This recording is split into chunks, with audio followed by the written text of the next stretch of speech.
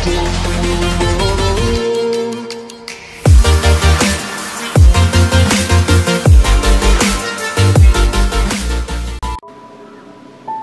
ലളിതമാണ്, പക്ഷേ അനിയന്ത്രിതമായ ചിന്തകളും വികാരങ്ങളും അതിനെ സങ്കീർണമാക്കും. നമ്മുടെ പരിമിതികൾ നമ്മളുണ്ടാക്കിയ നമ്മുടെ പരിമിതമായ ഭാവനകൾ മാത്രമാണ്. പരിമിതികളില്ലാത്ത ഭാവന നിങ്ങൾക്കുണ്ടെങ്കിൽ പരിമിതികളില്ലാത്ത ഭാവിയും നിങ്ങൾക്കുണ്ട്. ഒരു കാര്യം ഞാൻ തീർത്തു പറയട്ടെ, ഏറ്റവും വലിയ പാപം ഞാൻ കഴിവ് കെട്ടവനാണ് എന്ന ചിന്തയാണ്.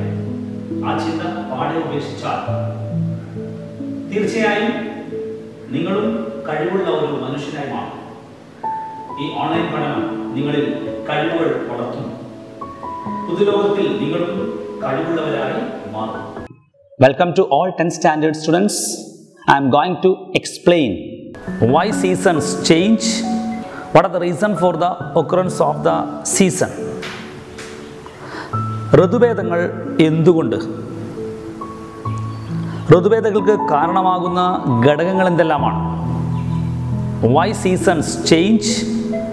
What are the reason for the occurrence of the seasons? ഋതുഭേദങ്ങൾ കാരണമാകുന്ന ഘടകങ്ങൾ.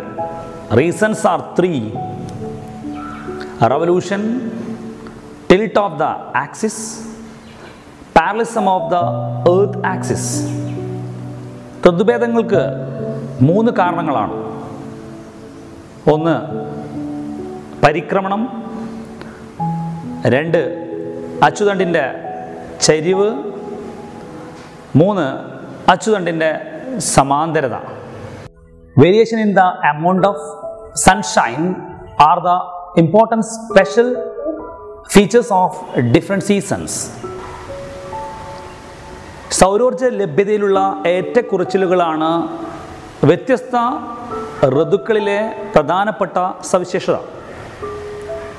The earth revolution and tilt of the axis, parallelism of the earth axis are the reason for the seasons. ഭൂമിയുടെ പരിക്രമണവും അച്ചുതണ്ടിൻ്റെ ചരിവും അച്ചുതണ്ടിൻ്റെ സമാന്തരതയുമാണ് ഇതിന് കാരണമാകുന്നത്. റവല്യൂഷൻ. What is revolution? പരിക്രമണം. എന്താണ് പരിക്രമണം? The earth revolves around the sun in an elliptical orbit. This motion is known as revolution. The earth takes 365 days and 6 hours to complete one revolution. ദീർഘവൃത്താകൃതിയിലുള്ള സഞ്ചാരപഥത്തിലൂടെ ഭൂമി സൂര്യനെ വലം വയ്ക്കുകയാണ്. ഇതിനെയാണ് പരിക്രമണമെന്ന് പറയുന്നത്.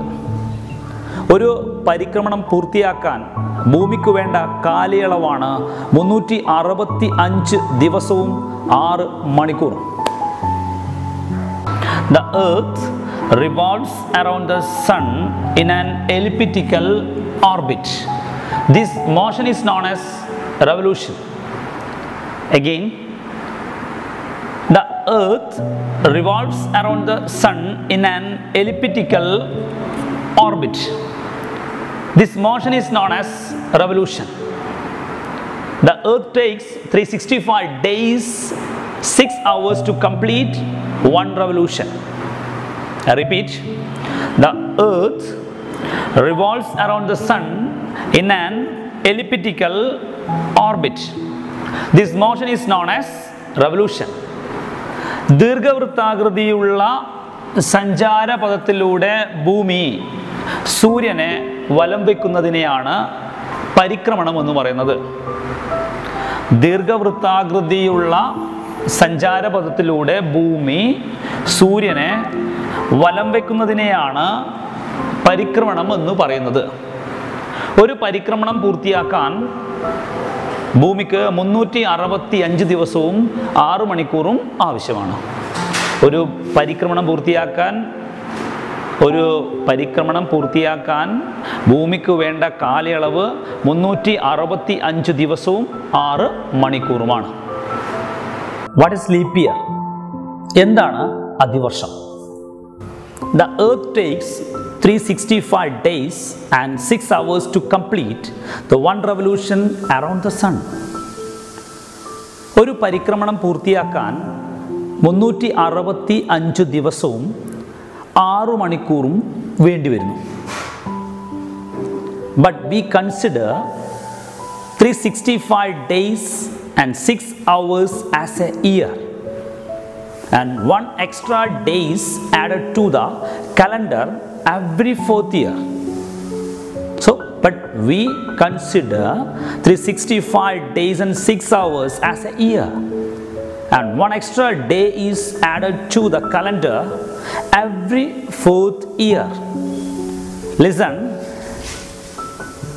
6 hours into 4 equal to 24 hours equal to 1 day as a corrective measure.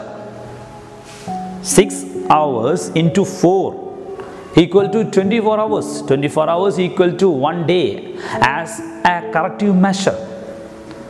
Thus we have 29 days in February in every 4 year. Thus we have 29 days in February in every 4 year. അതായത് 365 ദിവസവും 6 മണിക്കൂറുമാണ് ഒരു വർഷമായി കണക്കാക്കാറുള്ളത്. 365 ദിവസവും 6 മണിക്കൂറുമാണ് ഒരു വർഷമായി കണക്കാക്കുന്നത്. ഇതിൽ ശിഷ്ടം വരുന്ന 6 മണിക്കൂറിനെ തുടർച്ചയായ 4ാമത്തെ വർഷത്തിലെ ഫെബ്രുവരി മാസത്തോട് ചേർത്ത് 29 ദിവസമുള്ള മാസമാക്കി മാറ്റിയിരിക്കുന്നു. ഇങ്ങനെയുള്ള വർഷങ്ങളിൽ 366 ദിവസങ്ങളുണ്ടായിരിക്കും. ഇത്തരം വർഷങ്ങളെ അല്ലെങ്കിൽ ഇത്തരം വർഷത്തെയാണ് അതിവർഷം എന്ന് പറയുന്നത്. So I repeated, the earth takes 365 days and 6 hours to complete one revolution around the sun. ഒരു പരിക്രമണം പൂർത്തിയാക്കാൻ 365 ദിവസവും 6 മണിക്കൂറും വേണ്ടിവരുന്നു. But we consider 365 days and 6 hours as a year, and one extra day is added to the calendar every 4th year. 6 hours into 4 equal to 24 hours equal to 1 day as a corrective measure. Thus we have 29 days in February in every 4 years. This is called a leap year. ഒരു പരിക്രമണം പൂർത്തിയാക്കാൻ 365 ദിവസവും 6 മണിക്കൂറും വേണ്ടിവരുന്നു. 365 ദിവസവും 6 മണിക്കൂറുമാണ് ഒരു വർഷമായി കണക്കാക്കുന്നത്. ഇതിൽ ശിഷ്ടം വരുന്ന 6 മണിക്കൂറിനെ തുടർച്ചയായ 4ാമത്തെ വർഷത്തിലെ ഫെബ്രുവരി മാസത്തോട് ചേർത്ത് 29 ദിവസമുള്ള മാസമാക്കിയിരിക്കുന്നു. അതായത് ഇങ്ങനെയുള്ള വർഷങ്ങളിൽ 366 ദിവസങ്ങളുണ്ടായിരിക്കും. ഇത്തരം വർഷത്തെയാണ് അതിവർഷം എന്ന് പറയുന്നത്. The important latitudes, പ്രധാനപ്പെട്ട അക്ഷാംശ രേഖകൾ.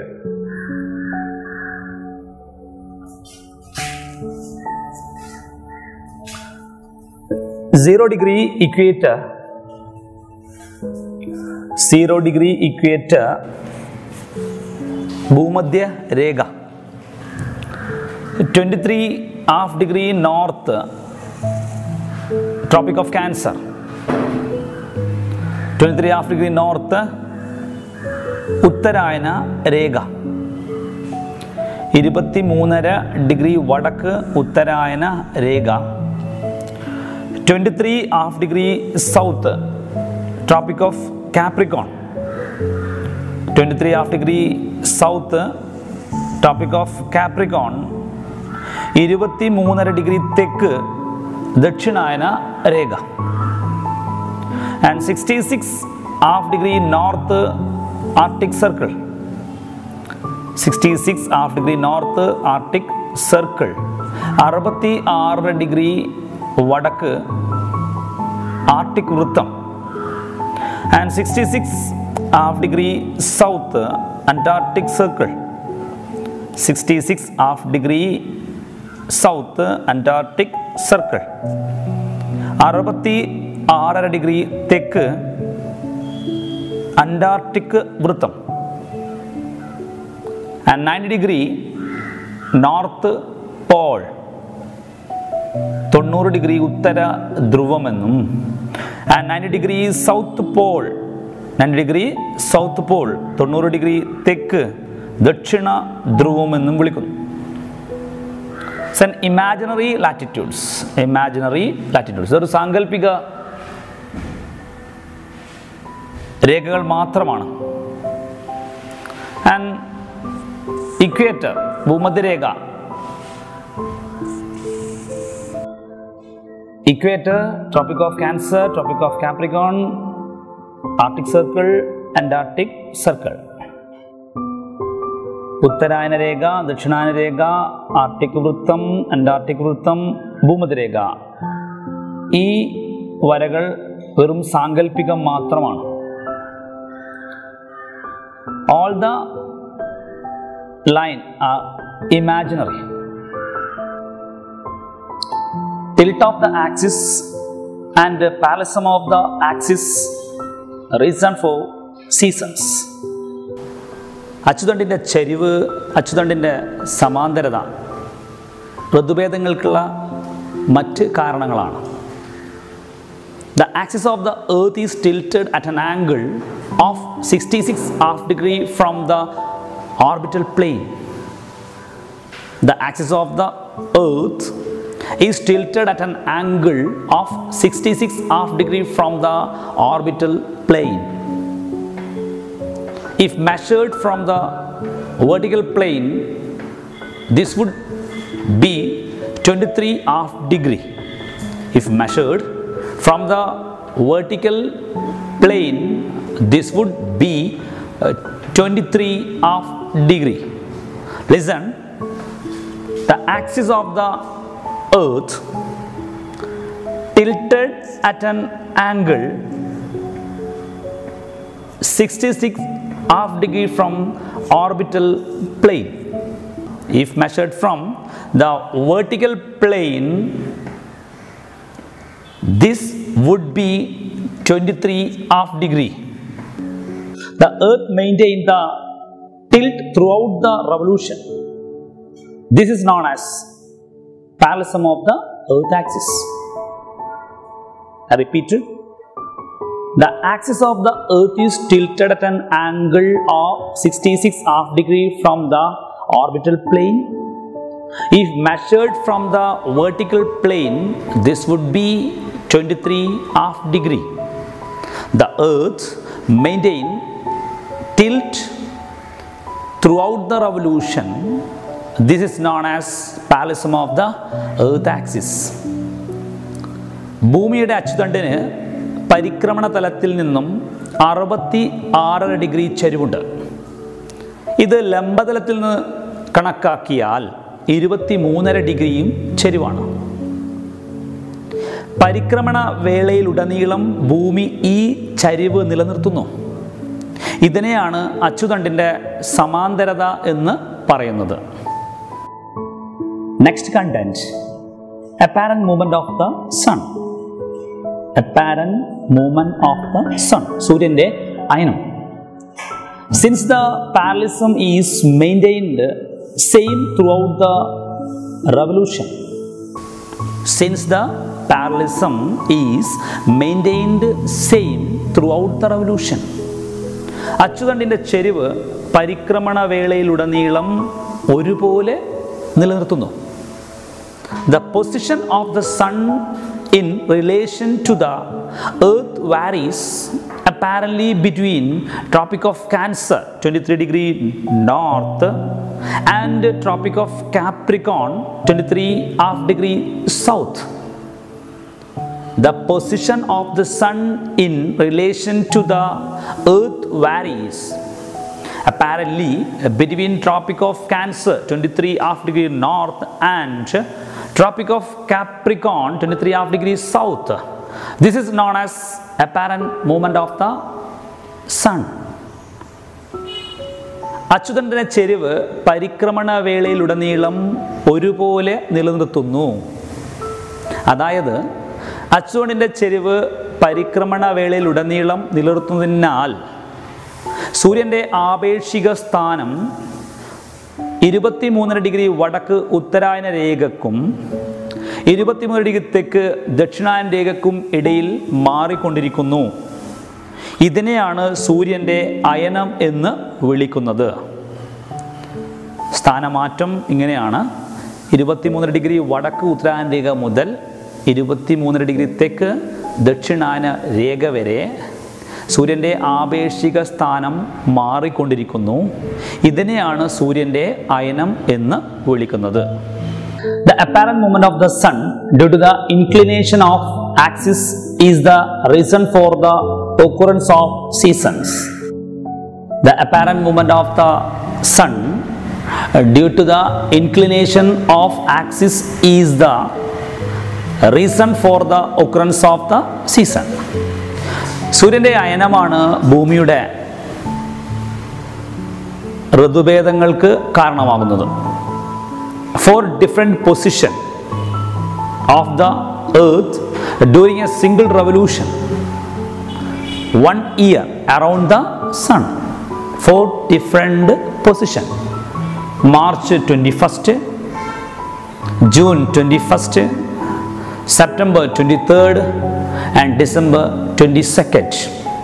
The different positions of the earth during a single revolution 1 year around the sun. പരിക്രമണ വേളയിൽ അല്ലെങ്കിൽ പരിക്രമണ കാലത്തിൽ ഒരു വർഷം സൂര്യന് ചുറ്റുമുള്ള ഭൂമിയുടെ സഞ്ചാരഗതിയിൽ പ്രധാനമായും 4 സ്ഥാനങ്ങളാണുള്ളത്. അതാണ് March 21, June 21, September 23, December 22. There is a variation in the sunlight that falls on the earth due to the apparent movement of the sun.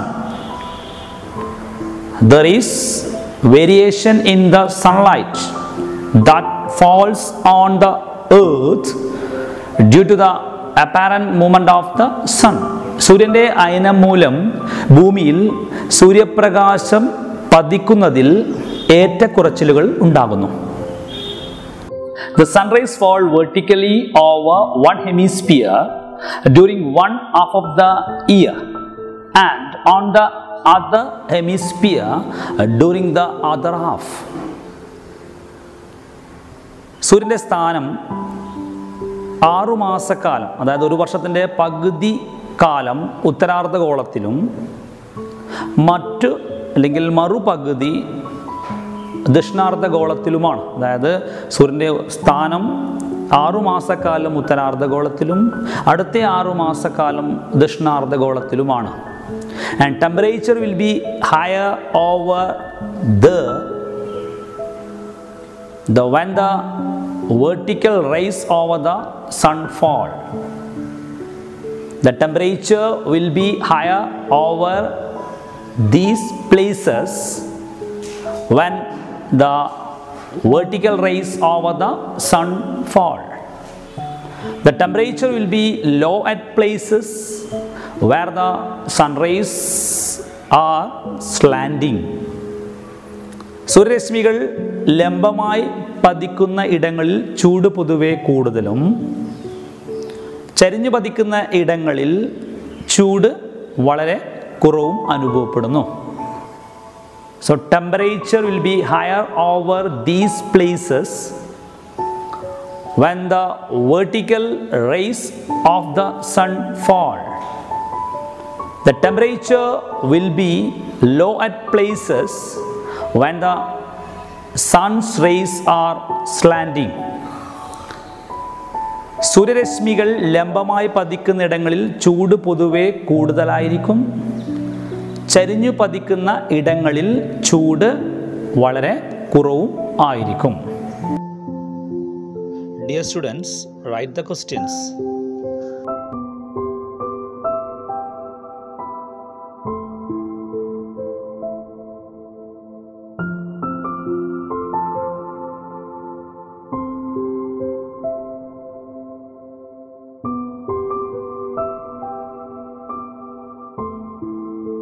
After watching this video, you have to read the textbook. Then you will get a clear and wide idea about the given topic. ഈ ഭാഗം കണ്ടതിനു ശേഷം text book നന്നായി വായിക്കുക. അപ്പോൾ നിങ്ങൾക്ക് പാഠഭാഗത്തെക്കുറിച്ച് തീർച്ചയായും നല്ല വ്യക്തതയുണ്ടാകും. You should attend the class very carefully. ഓരോ ക്ലാസ്സിലും എടുക്കുന്ന കാര്യങ്ങൾ നന്നായി ശ്രദ്ധിക്കുക. I hope that we will meet tomorrow.